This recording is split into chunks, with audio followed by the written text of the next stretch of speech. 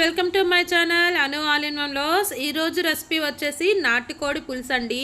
ఆహా, అసలు వింటుంటూనే నోట్లో నీళ్ళు ఊరిపోతున్నాయి. అండ్ ఈ రెసిపీ కూడా పాతకాలం టైప్లో చేశానమాట. అంటే మా అత్తయ్య గారు మా అమ్మమ్మ వాళ్ళు చేసే స్టైల్లో చేశాను. మంచి మసాలాతో మంచి అరోమాతో చాలా బాగుంటుందన్నమాట. చాలా ఈజీగా, అసలు నాటుకోడి వండాలంటే చాలా శ్రమ పడాలనుకుంటారు కదా, చాలా సింపుల్గా చెప్పేస్తానండి. అండ్ అంతే టేస్ట్గా ఉంటుందన్నమాట. ఈ సండే మీరు కూడా ట్రై చేసి మీకు ఎలా కుదిరిందో కామెంట్ చేయడం మాత్రం మర్చిపోవద్దే. ఇంకెందుకు రెసిపీలోకి వెళ్ళిపోదాం. ఇదిగోండి, కేజీన్నర వెయిట్ ఉన్న కోడిని తీసుకొని అక్కడే క్లీన్ చేయించి కొట్టించేసి కాల్పించి తీసుకొచ్చారు. ఆ తర్వాత నేను ఇంటికి వచ్చిన తర్వాత ఉప్పు నీటిలో ఒక 3 times ఉప్పు వేసుకొని చక్కగా క్లీన్ చేసేసుకుందాము. ఇదిగోండి, ఇలాగే స్కిన్తో ఉంటుంది కదా, చాలా టేస్టీగా ఉంటుంది. స్కిన్తోనే ఉంచుకోండి. ఆ తర్వాత మ్యారినేషన్ కోసం నేను 1.5 స్పూన్ వరకు కల్లుప్పు వేసుకుంటున్నాను. ఆ తర్వాత 1/2 టీ స్పూన్ వరకు పసుపు కూడా వేసేసుకొని ఒక 3 స్పూన్స్ వరకు కారం అనేది యాడ్ చేసుకుంటున్నాను. నాటుకోళ్ళలో కారం అనేది ఎక్కువగా ఉంటేనే బాగుంటుందండి. కాబట్టి మీరు తెచ్చుకున్న వెయిట్ని బట్టి కారం అనేది చూసుకొని వేసుకోండి. ఆ తర్వాత చక్కగా ముక్కకి ఉప్పు కారాలన్నీ బాగా పట్టేటట్టు కలుపుకోవాలి. ఒక 2 నిమిషాల పాటు మర్దన చేస్తున్నట్టు కలుపుకొని ఒక అరగంట సేపు పక్కన పెట్టేసుకుందామండి. ఇది మాత్రం అస్సలు మిస్ చేయొద్దు. మనకి మ్యారినేషన్ కూడా మంచి కర్రీ రెడీ అయ్యడానికి ఉపయోగపడుతుంది. కాబట్టి చికెన్ అనేది మ్యారినేట్ చేసుకొని పక్కన పెట్టేసుకొని ఇప్పుడు మసాలా రెడీ చేసేసుకుందాము. మసాలా కోసం ఇదిగోండి కడాయి తీసేసుకున్నాను. స్టవ్ ఆన్ చేసి ఇంకా కడాయి పెట్టేసుకొని దాంట్లో 2 ఇంచుల వరకు దాల్చిన చెక్క, 7-8 లవంగాలు, 4 ఏలకులు అండ్ ఒక స్టార్ అనాస్లో ఆఫ్ మాత్రమే వేసుకుంటున్నాను. అండ్ జాపత్రి, మీకు జాపత్రి ఫ్లేవర్ ఇష్టమైతే వేసుకోండి, లేకపోతే స్కిప్ చేసేవచ్చు. వీటన్నిటిని లో ఫ్లేమ్ మీద ఒక 2 నిమిషాల పాటు వేయించేసుకుందాం. అప్పుడు దీంట్లోనే ఒక 2 స్పూన్స్ వరకు ధనియాలు కూడా వేసుకొని చక్కగా కలుపుతూ వేయించుకోండి. ఇది వేగుతూ ఉండంగానే 1.5 స్పూన్ వరకు జీలకర్ర కూడా యాడ్ చేసేసుకుంటున్నాను. ఇప్పుడు వీటన్నిటిని చక్కగా లో ఫ్లేమ్ మీద మంచి అరోమా వచ్చేటట్టు, మనకి జీలకర్ర ధనియాలు వేగుతుంటే మంచి అరోమా వస్తుందన్నమాట. ఆ తర్వాత దీంట్లోనే నేను ఒక 2 స్పూన్స్ వరకు గసగసాలు వేస్తున్నాను. గసగసాలు ధనియాలు జీలకర్ర వేగిన తర్వాతే వేసుకోండి, ముందు అస్సలు వేసుకోవద్దు, త్వరగా మాడిపోతాయి అన్నమాట. ఒక 2 నిమిషాల పాటు లో ఫ్లేమ్ మీద కలుపుతూ వేయించుకుంటే గసగసాలు కూడా వేగిపోయినాయి కదా. ఇప్పుడు మనము స్టవ్ అనేది ఆఫ్ చేసేసి ఒక 2 స్పూన్స్ వరకు కొబ్బరి తురుము అనేది వేసుకుంటున్నాను. మీరు దీని ప్లేస్లో ఎండు కొబ్బరైనా వేసుకోవచ్చు. నేను తురుము వేసుకున్నాను కాబట్టి స్టవ్ ఆఫ్ చేసేసి ఆ వేడిలోనే 2 నిమిషాల పాటు కలుపుతూ వేయించేసుకున్నాను అనమాట. చూడండి, మనకి కొబ్బరి కూడా వేగిపోయింది. ఇప్పుడు దీనిని ఒక ప్లేట్లో వేసుకొని చల్లార్చేసుకుందాము. మీకు వీలైతే కనుక రోల్ ఉంటే కనుక దాంట్లో దంచుకోండి. ఈ మసాలాలన్నీ మంచి అరోమా అనేది వస్తుందన్నమాట. లేకపోతే మిక్సీ జార్లో వేసేసుకొని మెత్తగా పౌడర్ చేసుకొని పక్కన పెట్టేసుకోండి. నేనైతే చల్లారిన తర్వాత ఇంకా దంచుకుందామని చెప్పేసి పక్కన పెట్టేసుకున్నాను. అంతలోపు మనము చికెన్ని మ్యారినేట్ చేసి పెట్టుకున్నాం కదా, కుక్కర్లో వేసి ఉడికించేసుకుందాము. మసాలాలు చల్లారేలోపు మనకి చికెన్ కూడా ఉడికిపోతుందనమాట. ఇదిగోండి, ఇంకా కుక్కర్లో ముందుగా మ్యారినేట్ చేసి పెట్టుకున్న చికెన్ అంతా వేసేసుకుంటున్నాను. దాంట్లో కిందకి కొంచెం వాటర్ వస్తుంది కదా, అది కూడా వేసేసుకొని దీంట్లో మనము చికెన్ కొంచెం మునిగేదాకా వాటర్ అనేది వేసుకోవాలి. ఇలా మునిగిన తర్వాత కొంచెం వాటర్ వేసుకున్న తర్వాత ఒక స్పూన్ వరకు ఆయిల్ కూడా వేసేసుకొని ఒకసారి మిక్స్ చేసుకొని మూత పెట్టుకొని లో ఫ్లేమ్ మీద అండ్ హై ఫ్లేమ్ మీద అడ్జస్ట్ చేసుకుంటూ, హై ఫ్లేమ్ మీద ఒక 3 విజిల్స్ వచ్చిన తర్వాత లో ఫ్లేమ్ మీద ఒక 4 విజిల్స్ వచ్చేదాకా ఉడికించేసుకోండి.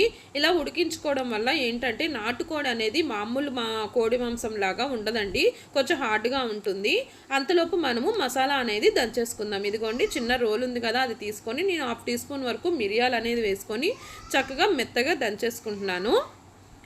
ఇవి నలిగిపోయిన తర్వాత దీనిలో ముందుగా మనము వేయించి పెట్టుకున్నాం కదా దాల్చిన చెక్క, లవంగాలు, ఎండు కొబ్బరి, ధనియాలు, గసగసాలు, అవి కూడా వేసేసుకొని మెత్తగా పౌడర్లా చేసేసుకోవాలి.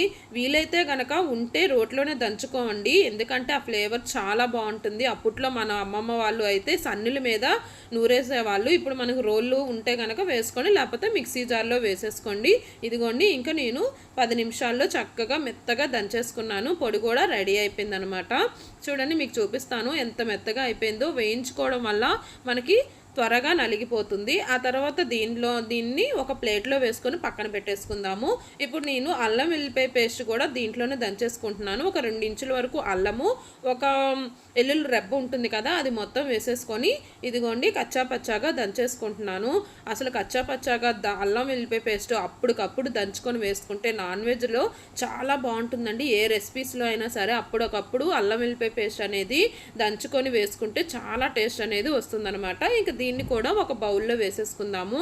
ఇంకా నేను తర్వాత ఈ కర్రీకి ఒక 6 ఉల్లిపాయల్ని తీసేసుకొని సన్నగా తరిగి పక్కన పెట్టేసుకున్నానండి. ఇదిగోండి ఇలాగ చక్కగా పీల్ తీసేసి చక్కగా కోసేసుకొని పక్కన పెట్టుకున్నాను. అంతలోపు మనకి చికెన్ కూడా ఉడికిపోయింది. ఆవిరంతా పోయేదాకా పక్కన పెట్టేసుకొని ముందుగా కడాయిలో కడాయిలో ఆయిల్ అనేది వేసుకుంటున్నాను. ఆల్రెడీ 1 స్పూన్ వరకు చికెన్లో వేసాం కాబట్టి ఒక 3 స్పూన్స్ వరకు ఆయిల్ వేసుకొని ఇదిగోండి సన్నగా తరిగిన ఉల్లిపాయలను వేసుకుంటున్నాను. ఉల్లిపాయలు మీకు ఎంత సన్నగా కుదిరితే అంత సన్నగా కట్ చేసుకోండి. లేకపోతే ఇందాక రోల్లో చూపించాను కదా, మీకు కొంచెం పెద్ద రోలు ఉంటే కనుక దాంట్లో దంచైనా వేసుకోండి. మంచి ఫ్లేవర్స్ అనేవి వస్తాయి మనం అలా దంచుకోవడం వల్ల. ఇదిగోండి ఉల్లిపాయలు చక్కగా వేగిపోయినాయి. ఇప్పుడు దీంట్లో నేను ఒక 4 పచ్చిమిర్చి చీలికలను కూడా వేసుకుంటున్నాను. ఇలాగా చీల్చి వేసుకోవడం వల్ల పచ్చిమిర్చి అనేది కూరలో మంచి టేస్ట్ అనేది వస్తుందండి. ఆ తర్వాత దీంట్లోనే ముందుగా మనం దంచి పెట్టుకున్నాం కదా అల్లం వెల్లుల్లిపాయలు, ఆ పేస్ట్ కూడా వేసేసుకొని చక్కగా వేయించేసుకుందాము. అల్లం వెల్లిపాయ పేస్టు మంచి వాసన అరోమా వచ్చేదాకా కలుపుతూ వేయించుకున్న తర్వాత ముదిగండి కుక్కర్ మూత తీసి మనం చికెన్ ఉడికించుకున్న వాటర్తో సహా ముక్కలన్నీ వేసేసుకొని చక్కగా ఉల్లిపాయ అల్లం వెల్లిపాయ పేస్ట్లో చక్కగా కలిసిపోయేటట్టు 2-3 సార్లు కింద నుంచి కలుపుతూ ఉడికించుకోవాలన్నమాట. చూడండి ఇలాగ కలుపుతూ ఉడికించేసుకోవాలి. ఇలా ఉడుకుతూ ఉంటుంది కదా, ఇప్పుడు మీరు దీంట్లో ఉప్పు కారాలు అవన్నీ చూసుకోండి ఈ టైంలోనే. ఇప్పుడు నాకైతే కొంచెం ఉప్పు అండ్ కారం కూడా కొంచెం తగ్గింది. అందుకని చెప్పేసి నేను ఒక 1/2 టీ స్పూన్ వరకు కల్లుప్పు అనేది వేసుకుంటున్నాను. దీంట్లోనే ఒక 2 స్పూన్స్ వరకు కారము అండ్ ముందుగా మనము దంచి పెట్టుకున్నాం కదండి మసాలా పౌడర్, అది కూడా వేసేసుకుంటున్నాను అనమాట. ఇప్పుడు ఈ మసాలా పౌడర్ కూడా వేసుకున్న తర్వాత ఒక్క 2 మినిట్స్ చక్కగా కలుపుకోండి. ఎందుకంటే ముక్కలకి మసాలా అంతా పట్టేటట్టు ఉండాలన్నమాట. చూడండి వాటరీగా ఉంది కదా, కూర అనేది వాటరీగా ఉంది కదా, అది కొంచెం బాగా ఉడికి చూడండి ఈ కన్సిస్టెన్సీలో. ఎందుకంటే ఇది నాటుకోడి పులుసు కాబట్టి ఈ కన్సిస్టెన్సీలో ఉంచి చూడండి మనకి ఆయిల్ అంతా సెపరేట్ అయిపోయింది కదా. ఇప్పుడు పైనుంచి నేను కొంచెం కొత్తిమీర, సన్నగా తరిగిన కొత్తిమీర వేసుకొని రెడీ అయిపోయిందండి ఇంకా మన కూర. ఇంకా దీనికి కాంబినేషన్స్గా నాటుకోడి పులుసుతో పాటు చిల్లిగారు ఉంటే ఇంకా అద్భుతం అనమాట. మీరు ఒకసారి ట్రై చేసి మీకు ఎలా కుదిరిందో కామెంట్ చేయడం మాత్రం మర్చిపోవద్దు. ఉంటాను.